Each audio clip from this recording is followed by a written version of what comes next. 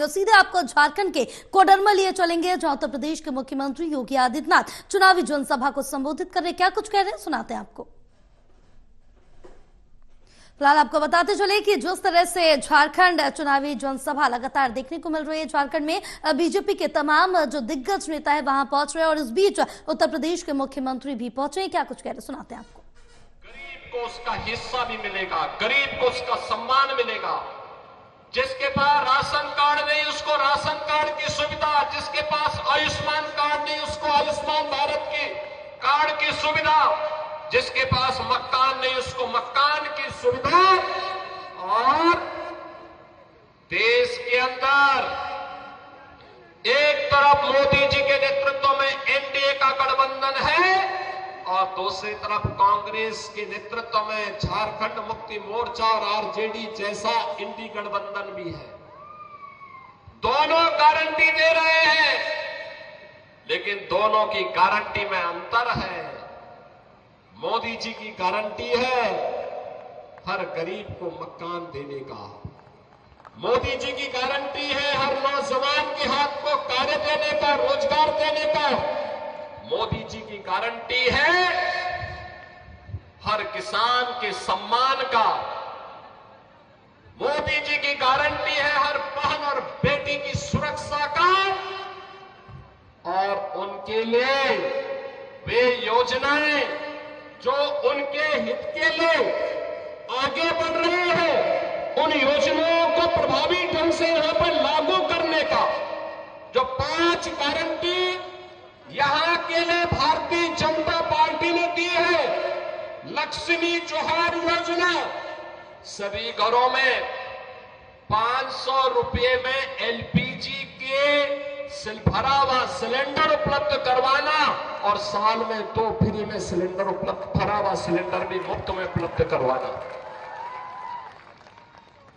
गोगो दीदी योजना, ये भी भाजपा की गारंटी है, मोदी जी की गारंटी है कि झारखंड की हर महिला के खाते में हर महीने की 11 तारीख को 2100 रुपए, 2100 रुपए तक की वित्तीय सहायता पहुंचा देना।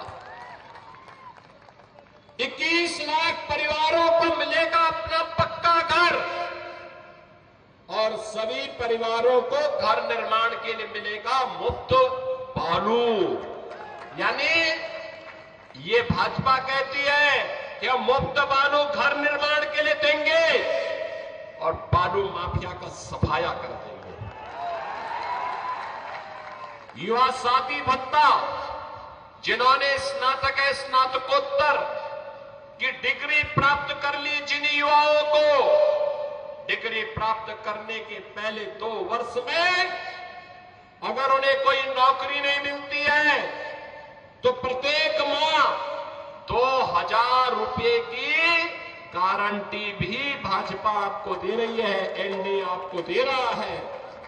और बहनों और भाइयों, इसके साथ ही जो यहां पर भर्तियां ये नहीं कर पाए थे, सरकारी नौकरी नहीं दे पाए थे, पहले ही कैबिनेट में निर्णय लेकर के भारतीय जनता पार्टी ने कहा है उन युवाओं के लिए नौकरी का पिटारा लेकर के भी भारतीय जनता पार्टी झारखंड के अंदर ही लेकर के आएगी। झारखंड के अंदर 5 साल में 5 लाख नौजवानों के लिए नए रोजगार उपलब्ध करवाने के कार्यक्रम को भी भारतीय जनता पार्टी आगे बढ़ाने की बात कर रही है। और इसलिए बहनों और भाइयों, आज मैं आपके बीच आया हूं आपसे कहने के लिए, भारतीय जनता पार्टी देश की सुरक्षा की गारंटी है। भारतीय जनता पार्टी देश के स्वाभिमान की गारंटी है। भारतीय जनता पार्टी युवाओं के रोजगार की गारंटी है। भारतीय जनता पार्टी महिलाओं के लिए सम्मान और स्वावलंबन की गारंटी है। भारतीय जनता पार्टी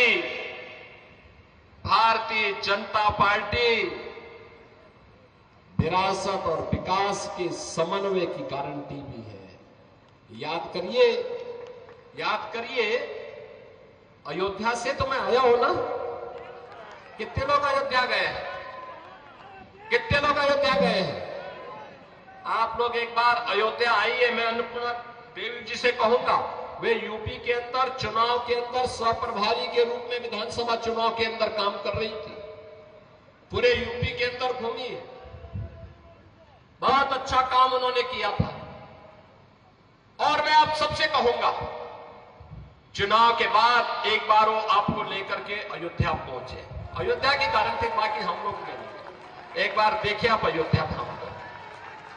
बहन और भाइयों, जब ये कांग्रेस के लोग थे ना, अयोध्या में कितनी दुर्व्यवस्था थी। बिजली नहीं मिलती थी, सड़क सिंगल लेन की थी, गंदगी रहती थी, अराजकता थी, कोई किसी को पूछता नहीं था। और राम मंदिर निर्माण न हो, इसके लिए इनके द्वारा बार बार रोड़े अटकाए जाते थे। आज तो आप देख रहे होंगे, प्रधानमंत्री मोदी जी का यशस्वी नेतृत्व मिला। अयोध्या में 500 वर्षों के बाद अभी भव्य दीपोत्सव का आयोजन भी आपने देखा होगा। कितना भव्य दीपोत्सव अयोध्या में हुआ था। 500 वर्षों के बाद प्रभु रामलला अपने धाम में विराजमान हो गए। हर भारतवासी का सीना गर्व के साथ आज चढ़ा हुआ है इस बात को लेकर के कि हमारे प्रभु राम अपनी जन्मभूमि पर 500 वर्षों के बाद फिर से विराजमान हो चुके हैं। हर भारतवासी के लिए इससे ज्यादा सम्मान और क्या हो सकता है? बहन और भाइयों, और हम लोगों ने कहा है, आज आप जाइए अयोध्या में, जिस ओर जाएंगे 4 लेन की सड़क मिलेगी और एक इंटरनेशनल एयरपोर्ट का निर्माण भी वहां हो गया है। इंटरनेशनल एयरपोर्ट का नाम महर्षि वाल्मीकि के नाम पर है।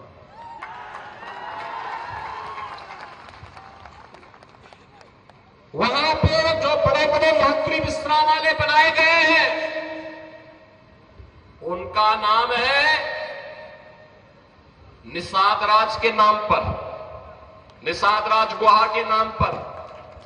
और जो भोजनालय वहां बन रहे हैं, जहां पे श्रद्धालुओं के लिए शुद्ध भोजन प्राप्त होता है, उनका नाम है माता सबरी के नाम पर।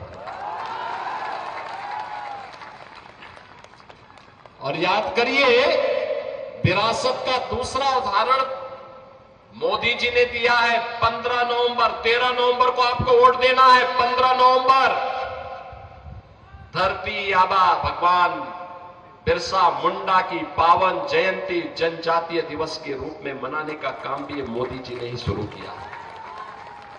और इसलिए बहनों और भाइयों, आज हम सब आपके पास आए हैं। विरासत और विकास का समन्वय कैसे होना चाहिए, सुरक्षा और सुशासन का बेहतर समन्वय कैसे होना चाहिए, ये केवल और केवल भाजपा इसका उदाहरण प्रस्तुत कर सकती है।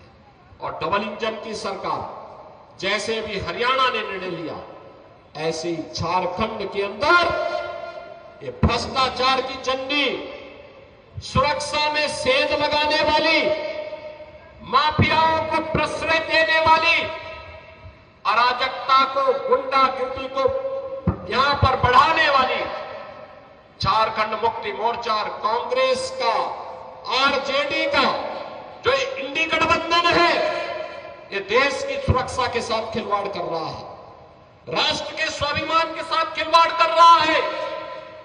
इन्हें मौका नहीं देना है वर्तमान को संवारने के लिए और भविष्य को उज्जवल बनाने के लिए आवश्यक है कि चुनाव में इनकी छुट्टी कर दो।